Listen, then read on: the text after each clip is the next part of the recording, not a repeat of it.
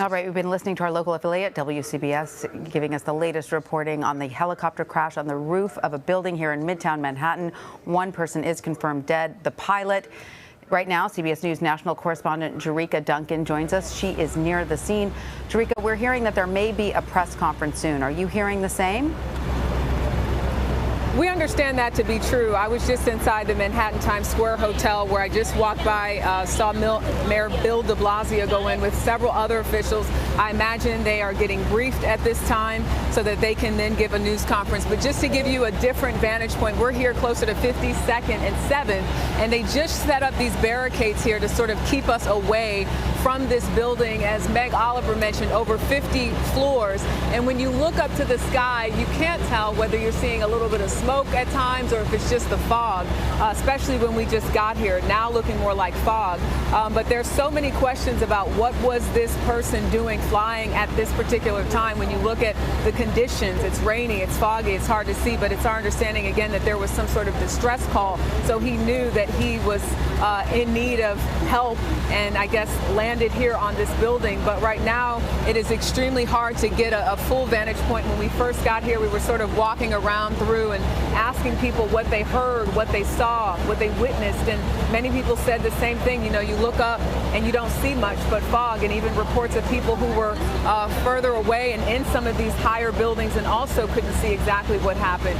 So we're standing by waiting for more information. As I just said to you, within the last 15 minutes, Mayor Bill de Blasio walking into the Times Square Manhattan Hotel with a number of other officials who are likely getting briefed at this hour.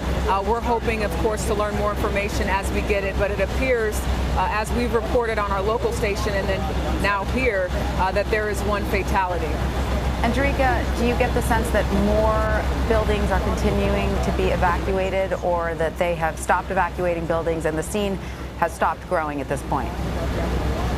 I'm going to see if Fred can bring his camera a little bit closer just to give you another vantage point. So there's the Sheraton here, the Sheraton, New York. You see a bunch of people outside of that hotel. My understanding is they are still evacuating some of these buildings, at least nearby, because we're not sure, you know, in terms of the structure, if there are any concerns. And the Sheraton, if you kind of look up, Fred, if you go up, you can see it's basically right next to the building where this helicopter apparently landed. So, you know, it's FDNY, it's NYPD. They're going to take extra precaution when it comes to this type of stuff, as you just heard with Governor Cuomo talking about some of the events, obviously, with 9/11 that have taken place. This is something that they take very seriously. We're hearing people right now saying, let's go, let's go. So I'm not sure if they're asking us to move. I'm just trying to get a better sense of what's going on. But it is our understanding that people were being evacuated. I know people in this hotel were also being told to come downstairs in the lobby. Some folks said that they were told they couldn't go back to their rooms at this hour.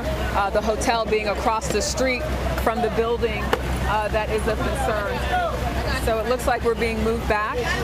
Tanya, I'm going to send it back into you because I'm not exactly sure what's going on right now. All right, Jericka Duncan, thank you so much for that. As you can see there, Jericka Duncan, our CBS News correspondent, they're on the scene. It looks like press and onlookers are being asked to move away.